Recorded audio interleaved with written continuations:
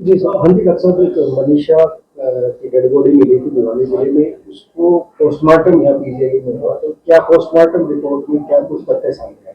तो ये पोस्टमार्टम इसका भिवानी में हुआ था, यहाँ पोस्टमार्टम के लिए आई थी। जो टेस्ट लिए गए, जो किए गए, जो विसरा हमने भेजी थी उसमें पॉइजन आया है। पॉइजन के जो भी टेस्ट टुकड़े भेजे सब में पॉइजन आया है। और जो डाउट क्रिएट किया गया था भाई इसके साथ सेक्सुअल असॉल्ट हुआ हो या कुछ हुआ हो, तो उसकी रिपोर्ट आई है। सीमेंट वगैरह कुछ नहीं मिला, कोई ऐसा नहीं मिला।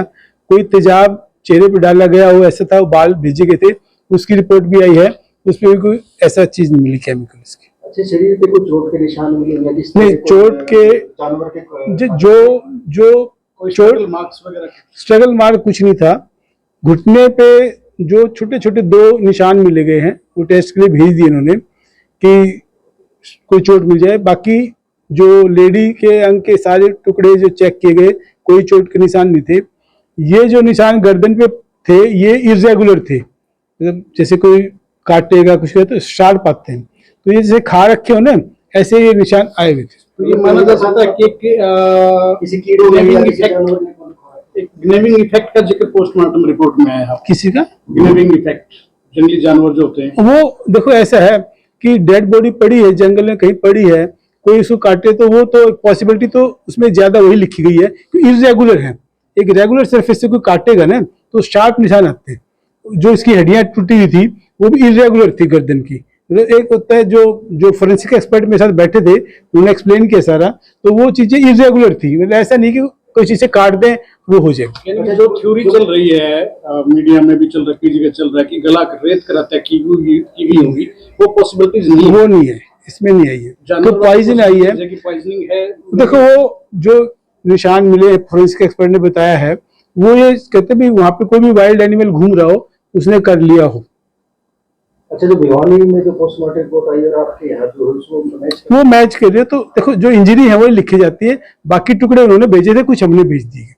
एक रिपोर्ट अभी आनी और बाकी है, वो बहुत प्राइमरली बहुत ज्यादा नहीं, जो भी हमने डाउट किया है कि ये चोट का निशान है, जिसे काटने का निशान है, कि ये पहले का है बाद का है, उस पर कोई डाउट ना रहे तो उसको हमने निपटाने के लिए 3-4 दिन में रिपोर्ट आ जाएगी उसकी। पर जो पॉइजन आ गया सारे टिश्यूज में पॉइजन आया है, जो मेरे ख्याल पुलिस ने जो बता रहे थे कि रिकवर भी किया है दुकान से, जो भी है देखो पुलिस का काम है, हम तो उस पर टॉक्सिकोलॉजी रिपोर्ट जो आई है, हाँ, उसमें किस किस्म का पॉइजन मिला है? मैं बताता हूँ आपको।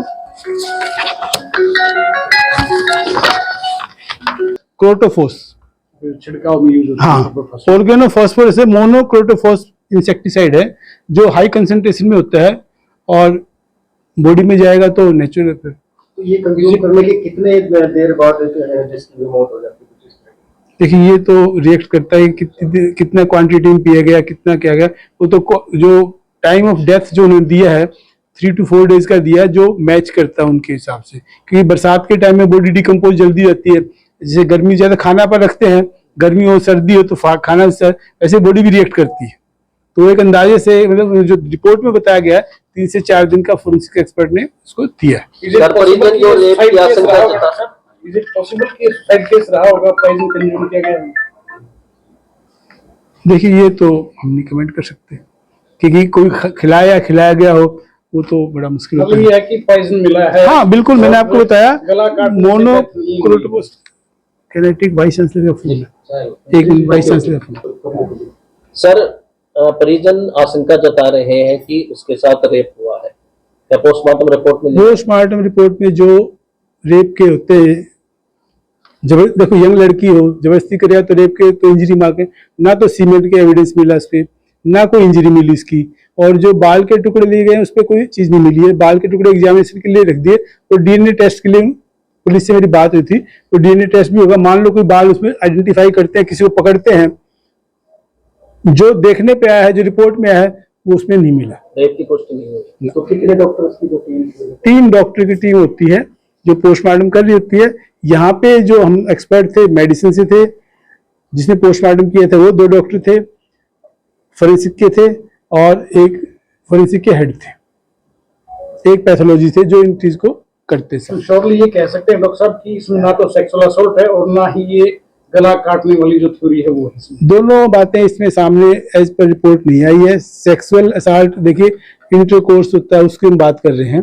अब किसी को छू ले, उसी को कोई सेक्सुअल असाल्ट कह दे तो बात अलग हो जाती है। तो डेफिनेशन वेरी करती है हर जाति के लिए, लेकिन इंटरकोर्स के लिए कोई एविडेंस ऐसा मिला नहीं, क्योंकि अगर कोई प्यार से तो होगा नहीं, जबरदस्ती होगा तो नेचुरल इसकी कोई तो स्क्रैच मिलेगा।